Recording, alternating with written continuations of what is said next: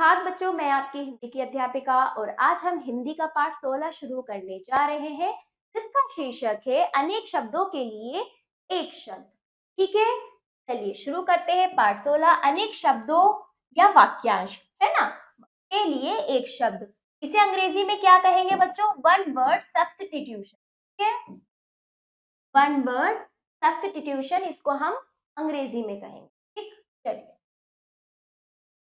चलिए पाठ को शुरू करते हैं। किसी भाव या विचार को जितने कम शब्दों में प्रकट किया जाए उतना ही उसका गहरा प्रभाव पड़ता है। अनेक शब्दों या फिर वाक्यांश के स्थान पर एक शब्द के प्रयोग करने से भाषा में सुंदरता बढ़ती है ना। यानी कि हम किसी बात को किसी वाक्य के रूप में थोड़ा लंबा करके समझा रहे हैं, वही बात हम एक शब्द में, अर्थ को एक शब्द में संक्षिप्त रूप से आपको समझाना चाह रहे हैं तो वो प्रभावी है। एक शब्द हमारा प्रभावी रूप से हो जाता है। इसी कारण हमें भाषा में अनेक शब्दों व वाक्यांश से एक शब्द की आवश्यकता पड़ी। चलिए, निम्नलिखित वाक्यांश के लिए एक शब्द की सूची दी जा रही है, ध्यान से पढ़िए। ये वाक्यांश है, ये इसका इस अर्थ को स्पष्ट करने वाला एक शब्द। ये देखिए वाक्यांश, जो अंडे से जन्म लेता है अंडज। जो अंडे से जन्म लेता है वो क्या कहलाता है? अंडज। वहीं हम अंडज कह रहे हैं, आपको समझ आ गया, यानी अंडे से जन्म लेने वाला। और यही बात में जो अंडे से जन्म लेता है, कितनी लंबी बात होगी, समय भी ज्यादा जा रहा है, कि प्रभावी है एक शब्द। चलिए, जो 15 दिन में हो पाक्षिक कहलाता है। जो कहा ना जा सके अकथनीय। जो सबसे आगे रहता हो अग्रणी। जो आगे रहने वाला सबसे आगे अग्रणी कहलाता है। जो सबसे आगे रहता हो अग्रणी। जिसमें चेतना ना हो अचेतन क्या कहलाता है? अचेतन। जिसे जीता ना जा सके अजय। जिसे जीता ना जा सके वो अजय होता है। केवल फल खाने वाला फलाहारी। जो प्रतिदिन होता हो दैनिक। प्रतिदिन होने वाला कार्य क्या कहलाता है? हर दिन, दैनिक। जो गाए जाने योग्य ना हो अगय। ठीक है, जिसका जन्म पीछे हुआ हो अनुज।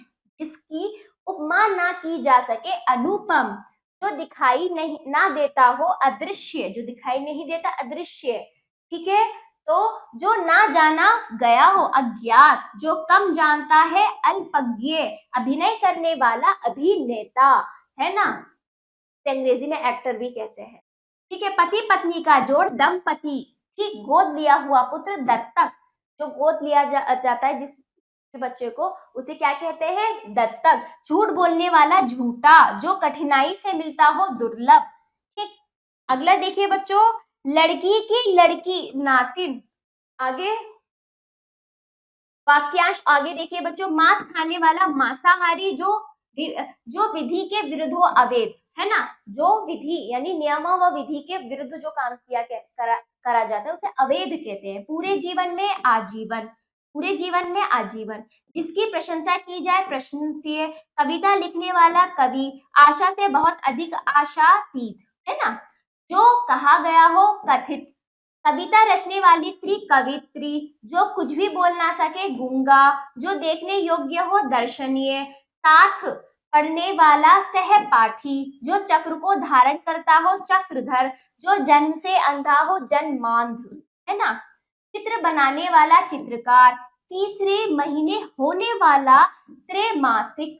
जो निगाह से परे हो परोक्ष। दूसरे का उपकार करने वाला परोपकारी। जो पढ़ने में रोचक लगे पठनीय। मेघ के समान गरजने वाला मेघनाद। जो स्त्री विद्वान हो विदुषी कहलाती है। तो आप इनको अच्छे से इनके अर्थ को समझते हुए इनको कंठस्थ कीजिएगा बच्चों, ये बहुत जरूरी है। आपको अब भाषा में अधिक पकड़ चाहिए तो, है ना। तो इस तरह से हम अनेक शब्दों व वाक्यांश से एक शब्द को हमने सीखा।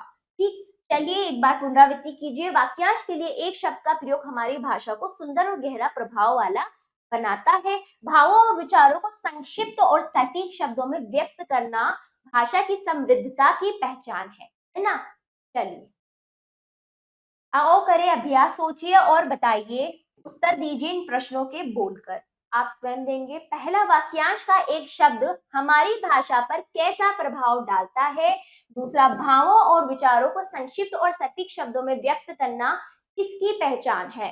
तो आप इन प्रश्नों का उत्तर समझते हुए इनका उत्तर बोल कर देंगे।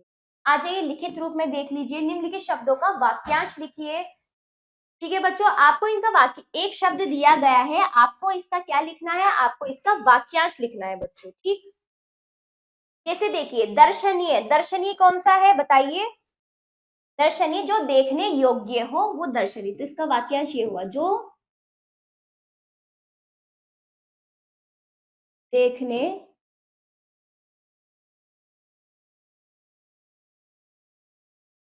योग्य हो क्या कहलाता है, दर्शनीय। ठीक है, अल्पज्ञ, जिसे, अल्पज्ञ का अर्थ क्या है, जो कम जानता हो, जो कम जानता हो। ठीक है, अगला देखिए गूंगा, जो बोल ना सके, है ना, जो कुछ भी बोल ना सके।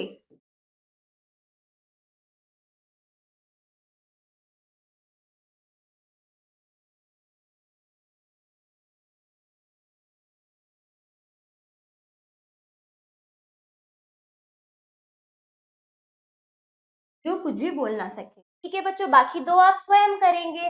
अगला अभ्यास देखिए, मैंने आपको 3 करा दिए, 2 आप करेंगे। अगला अभ्यास देखिए, निम्नलिखित शब्दों का उचित वाक्यांश से मिलान करना है। चलिए अब मिलान करते हैं। साथ पढ़ने वाला क्या कहलाता है, सहपाठी। दूसरों का उपकार करने वाला परोपकारी। ठीक है, जो 15 दिन में हो क्या, पाक्षिक कहलाता है। जो दिखाई ना देता हो, अदृश्य।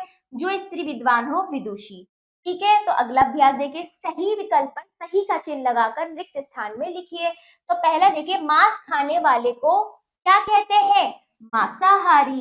दूसरा, डैश उसे कहते हैं जिसका जन्म पीछे हुआ हो, तो अनुज। तो इस प्रकार मैंने सही विकल्प में लिख दिया है। मैंने आपको बता दिया है सही विकल्प कौन सा है, आपको रिक्त स्थान में स्वयं भरना है। ठीक है, अगला देखिए, तीसरा, जो जीता ना जा सके वह डैश है, क्या है, अजय। ठीक है, आगे देखिए चौथा, वाक्यांश का एक शब्द लिखने से भाषा पर डैश प्रभाव पड़ता है। क्या प्रभाव पड़ता है, गहरा प्रभाव पड़ता है।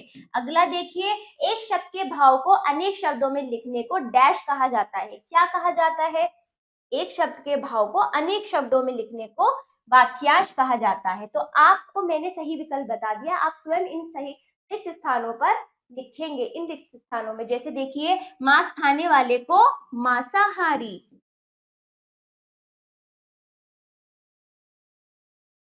तो इस प्रकार आप बाकी सब लिखेंगे। ठीक है बच्चों, आ जाइए अगला अभ्यास। नीचे दिए गए वाक्यों में रेखांकित वाक्यांश के स्थान पर उचित शब्द सोचकर पुनः लिखिए।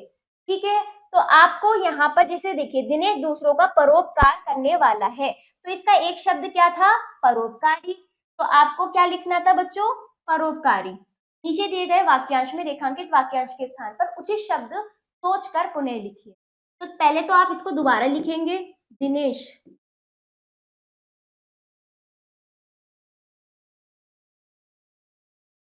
दूसरे का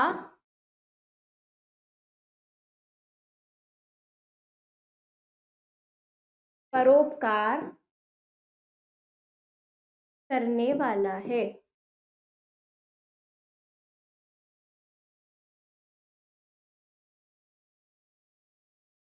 तो क्या हो जाएगा, परोपकारी, इसका एक शब्द जो होगा परोपकारी।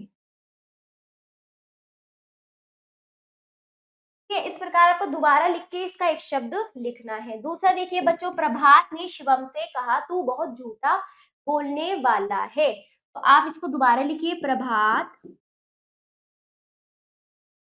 ने शिवम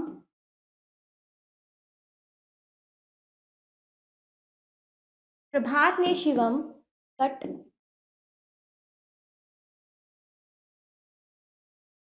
से कहा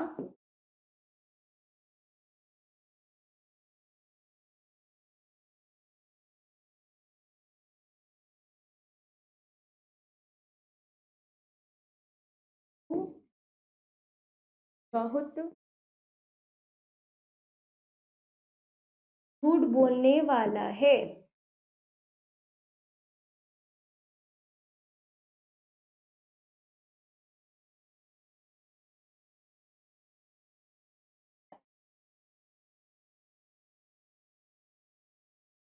तो इसका एक शब्द क्या हो सकता है बताइए, झूठा।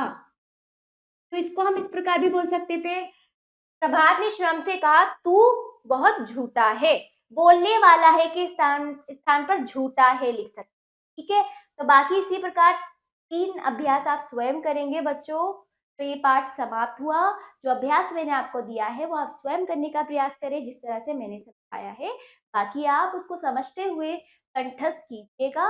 और ये पाठ समाप्त हुआ। आशा करती हूँ पाठ आपको समझ आएगा। और अब हम मिलते हैं अगले पाठ पर।